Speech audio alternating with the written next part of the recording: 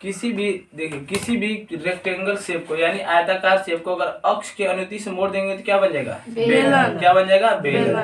तो ये आपका क्या था, जो आपका कॉपी है या जो भी एटलस है, ये आपका क्या है? एक आयताकार आकृति है। इसको हमने अक्ष के अनुदिश क्या कर दिया? मोड़ दिया। मोड़ दिया कि नहीं मोड़ दिया? तो ये आपका क्या बन गया? सिलेंडर। क्या बन गया? सिलेंडर। अब इसमें भी आएगा वक्र पृष्ठ क्षेत्रफल, संपूर्ण वक्र पृष्ठ क्षेत्रफल और आयतन। आएगा कि नहीं आएगा? तो देखो चारों ओर का लेंगे तो हमारा क्या आएगा?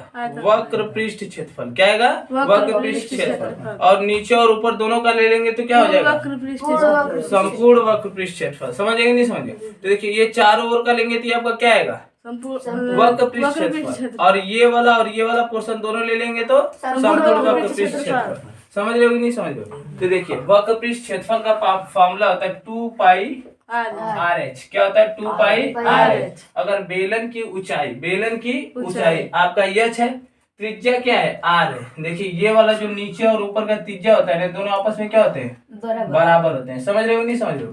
तो अगर बेलन की ऊंचाई h है, त्रिज्या R है, तो इसके लिए बेलन का वक्र पृष्ठ क्षेत्रफल कितना होता है? 2 पाई RH। और संपूर्ण वक्र पृष्ठ क्षेत्रफल जोड़ना है तो देखिए ये आपका क्या हो गया? चारों ओर का क्षेत्रफल जो अगर चारों ओर का लेंगे तो क्या आएगा? वक्र पृष्ठ क्षेत्रफल। और साथ में इन दोनों वृत्तों का क्षेत्रफल जोड़ दें तो हमें क्या मिल जाएगा? संपूर्ण वक्र पृष्ठ क्षेत्रफल। तो वृत्त का एरिया होता है पाई आर स्क्वायर। क्या होता है? Pi r square. Pi r square. ऐसे कौन वृत्त है? 2 ठो। तो यानी वृत्त का एरिया कितना आ गया? 2 पाई आर स्क्वायर। हो गया कि नहीं हो गया? तो संपूर्ण वक्र पृष्ठ क्षेत्रफल में अगर हम दोनों वृत्तों का क्षेत्रफल जोड़ दें तो संपूर्ण देखो बेलन का वक्र पृष्ठ क्षेत्रफल में दोनों वृत्तों का क्षेत्रफल जोड़ देंगे तो हमें क्या मिल जाएगा? संपूर्ण वक्र पृष्ठ क्षेत्रफल। क्या मिल जाएगा जी? संपूर्ण वक्र पृष्ठ क्षेत्रफल। तो देखिए चारों ओर का क्षेत्रफल कितना था? यानी वक्र पृष्ठ क्षेत्रफल 2 पाई RH। और साथ में हमें इसको क्या कर देना है? जोड़ देना है। तो 2 पाई R स्क्वायर। हो गया कि नहीं हो गया? जी। देखो ध्यान से, आपका पूरी वक्र पृष्ठ क्षेत्रफल में चारों ओर का क्षेत्रफल आ जाएगा और दोनों वृत्तों को काउंट कर लेंगे तो हमारा क्या आ जाएगा? संपूर्ण वक्र पृष्ठ क्षेत्रफल आ जाएगा नहीं आ जाएगा? आ जाएगा। तो देखिए चारों ओर का क्षेत्रफल यानी वक्र पृष्ठ क्षेत्रफल कितना है? 2 पाई RH। एक वृत्त का क्षेत्रफल होता है पाई R स्क्वायर, तो दो वृत्तों का 2 पाई R स्क्वायर। इसको अगर इसमें हम जोड़ देंगे तो हमारा क्या जाएगा? वक्र पृष्ठ क्षेत्रफल। क्या जाएगा? संपूर्ण वक्र पृष्ठ क्षेत्रफल।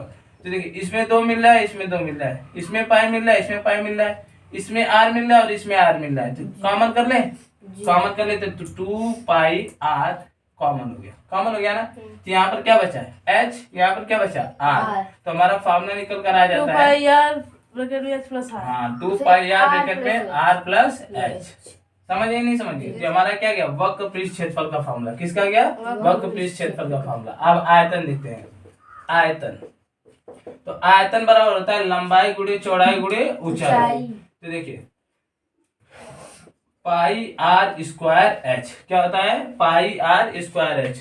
जो आपका बेलन का आयतन क्या होता है? पाई R स्क्वायर H। देखिए वृत्त का क्षेत्रफल कितना है? पाई R स्क्वायर। यहाँ से यह ऊंचाई तक जा रहे हैं यानी हमारा जितना भी आयतन आएगा वो किस पर आएगा? यह ऊंचाई तक आएगा। तो वृत्त का क्षेत्रफल कितना होता है? पाई R स्क्वायर। और ऊंचाई कितना है? H। क्या है? H। तो हमारा आयतन कितना आ गया? पाई R स्क्वायर H। समझिए नहीं समझिए? अब हमें समझना है कि ये 2 पाई RH कैसे आया है। ये तो आप लोगों को समझ में आया है कि कैसे कैसे निकाला गया है, पर ये नहीं ना समझ में आया है कि 2 पाई RH कैसे आया है। समझेंगे? चलिए देखते हैं। पहले आप लोग फॉर्मूला बता दो। बेलन का पृष्ठ क्षेत्रफल 2 पाई RH। बेलन का संपूर्ण वक्र पृष्ठ क्षेत्रफल 2 पाई R। हाँ 2 पाई R ब्रैकेट में R प्लस H। समझ गए ना? आगे देखिए वैल्यूम बताइए, आयतन बताइए। पाई R स्क्वायर। समझ गया ना? तो इसको देखा जाए कैसे आया है। ये आप लोग को समझ में आया? जी सर। नोट करना चाहो तो कर लो।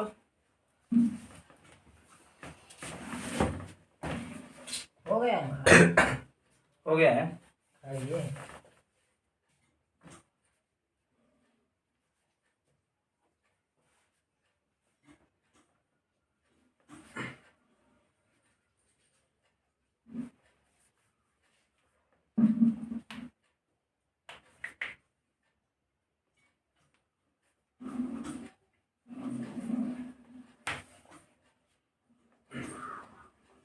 ये सब जो सवाल है ना, इसमें फॉर्मूला ही आना चाहिए। फॉर्मूला याद है, कैलकुलेशन आ रहा है तो आंसर सवाल लग जाएगी।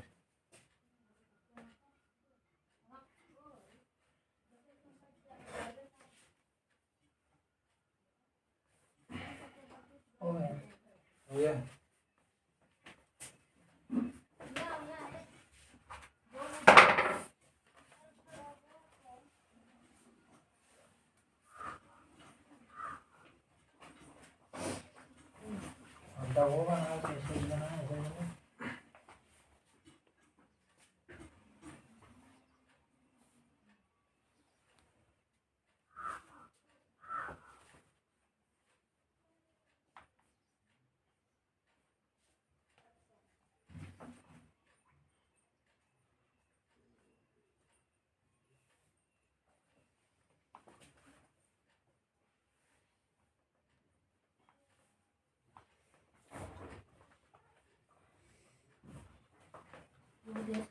हो गया।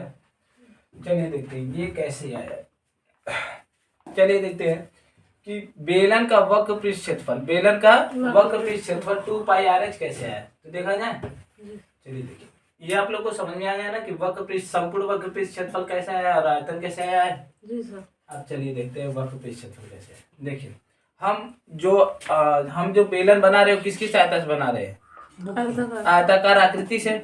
तो देखिए ये आयताकार आकृति है, इसकी चौड़ाई ये है और इसकी लंबाई क्या है, ये है। समझ रहे हो ना। तो देखिए अगर मैं इसको मोड़ दिया, ठीक है, इसको क्या कर दिया, मोड़ दिया, तो जो इसकी ऊंचाई आ रही है किसके बराबर है, ये जो इसकी ऊंचाई है किसके बराबर है, लंबाई के। यही ना, लंबाई किस में बदल गई, ऊंचाई में। और इसका जो चौड़ाई तो किस में बदल गया है, बेलन के वृत्त की आकृति में। समझ रहे हो नहीं समझ रहे। यानी अगर हमें निकालना है वक्र पृष्ठ क्षेत्रफल, क्या निकालना है, वक्र पृष्ठ क्षेत्रफल, तो जो वक्र पृष्ठ क्षेत्रफल होगा इसके क्या होगा, बराबर होगा।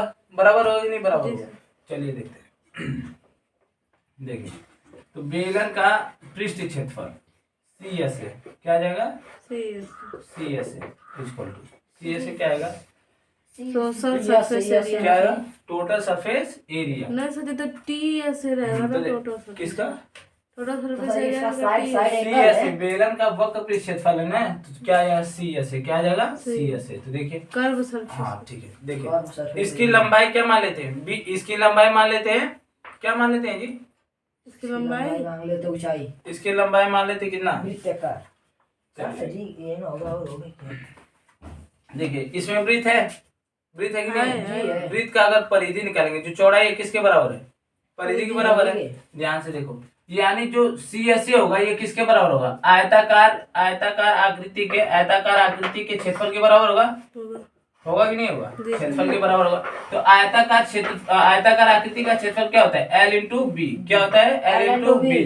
तो देखिए L किसके बराबर हो गया, इसमें L किसके बराबर हो गया, लंबाई के, किसके बराबर हो गया, लंबाई के। L जो है ऊंचाई के बराबर हो गया, किसके बराबर हो गया, ऊंचाई के। तो L की जगह क्या लिख देंगे, ऊंचाई लिख देंगे, नहीं लिख देंगे। और जो B है ये किसके बराबर हो गया, वृत्त, किसके, वृत्त, और वृत्त की परिधि के बराबर हो गया। तो वृत्त की परिधि क्या होता है, 2πr, कितना होता है, 2πr। तो B की जगह हम क्या लिख सकते हैं, 2πr, 2πr। अब मल्टीप्लाई करेंगे तो 2πrh आ गया कि नहीं आ गया। तो ये फॉर्मूला डायरेक्ट लिख दिया गया था। समझ रहे हो नहीं समझ रहे, एक बार आप समझिए, जो आपका CSA है वो आयताकार शीट के क्षेत्रफल के बराबर होगा कि नहीं होगा, समझ रहे हो ना, आयताकार शीट के बराबर होगा। तो जब हम इसको मोड़ेंगे तो ये क्या बन गया आपका, बेलन। तो बेलन में जो इसकी आयताकार शीट थी उसकी जो चौड़ाई थी आपका क्या हो गया, ये आपका क्या हो गया, वृत्त हो गया है। और ये ऊंचाई, लंबाई किसके बराबर हो गई, ऊंचाई के। समझ रहे हो नहीं समझ रहे हो। तो देखिए L इंटू बी होता है, L का स्थान कौन ले लिया, H, और B का स्थान कौन ले लिया, वृत्त की परिधि 2πr। तो फॉर्मूला क्या निकल कर आ गया, 2πrh, क्या आ गया, 2πrh। अब हम लोग क्वेश्चन लगाते हैं, ठीक है, बुक लाइए, उतार लो उसको भी, हाँ उतार लो।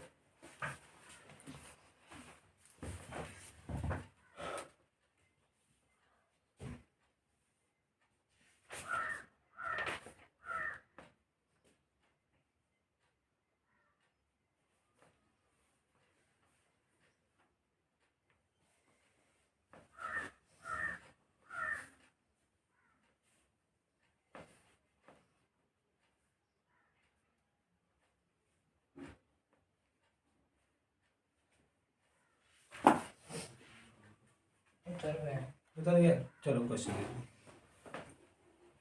हो गया ना।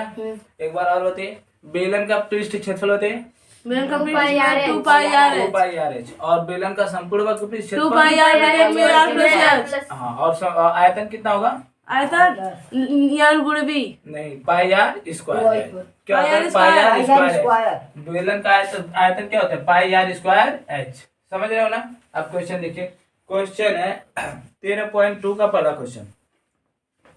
क्वेश्चन है, ऊंचाई 14 सेमी वाले एक लंब वृत्त बेलन का पृष्ठीय क्षेत्रफल 88 सेंटीमीटर स्क्वायर है, तो बेलन के आधार का व्यास ज्ञात कीजिए। बेलन के आधार का क्या होता है? व्यास ज्ञात कीजिए। चलिए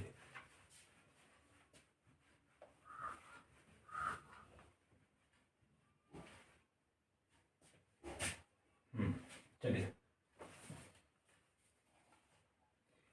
ऊंचाई कितना सेंटीमीटर दिया है? 14 सेंटीमीटर। ऊंचाई बराबर कितना दिया है? 14 सेंटीमीटर।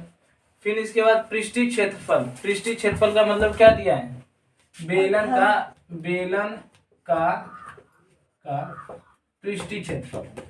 पृष्ठीय क्षेत्रफल कितना दिया? 88 centimetre square. 88 centimetre square. Question लगाने से पहले हम लोग कुछ चीजें और एक आध दो सवाल लगाते हैं, ठीक है। जैसे देखो, अगर हम क्वेश्चन दे दें कि अगर किसी भी बेलन की ऊंचाई 5 सेंटीमीटर है, कितना सेंटीमीटर है? 5 सेंटीमीटर। अगर उसकी त्रिज्या 4 सेंटीमीटर हो तो 4 सेंटीमीटर हो तो बेलन का वक्र टी एस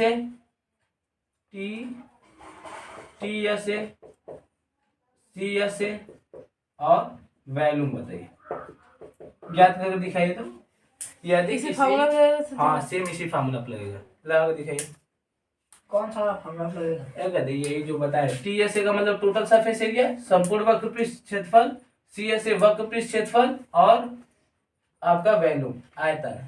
समझ रहे हो? क्या कहता है? ये वाला नहीं पढ़े हो, अभी तो पढ़े हो। टी एस ए का क्या था? पाई आर ब्रैकेट में are plus H. R plus H पढ़े हो? 2 पाई आर ब्रैकेट में आर प्लस एच, ये पढ़े हो ना। जी सर। इस पर रखिए। फिर सी एस ए का क्या है? पाई आर एच है। Pi r 2 pi r h. 2 pi r h, हाँ सॉरी, 2 पाई आर एच। और वैल्यूम क्या आएगा? Pi r square h. Pi r square h. समझिए नहीं समझिए? इसी पर आप लोग सवाल आगे दिखाइए। उसको लगा दिखाइए। 3 बेर।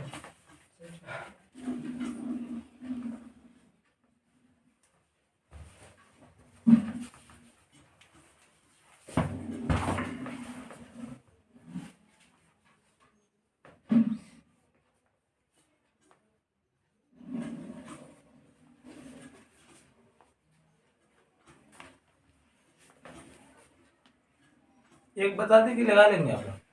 बता दीजिए। चलो क्या, एक बता देते हैं। ऐसे देखो, क्या दिया हमें? h का वैल्यू कितना दे दिया? h का वैल्यू दे दिया 5। r का वैल्यू कितना दे दिया? 4। क्या क्या पूछ रहा है?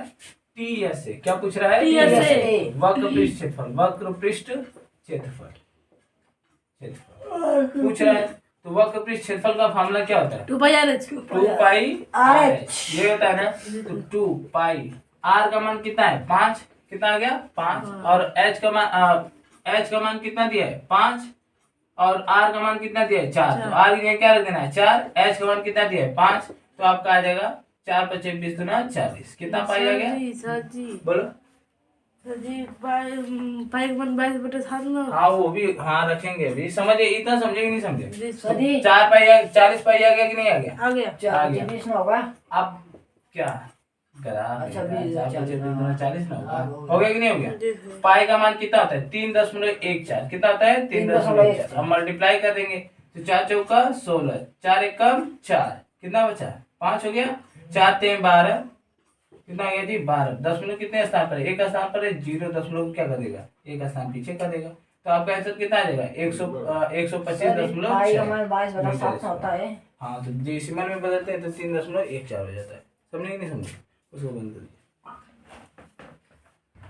क्लोज कर दे फिर। हो गया ना?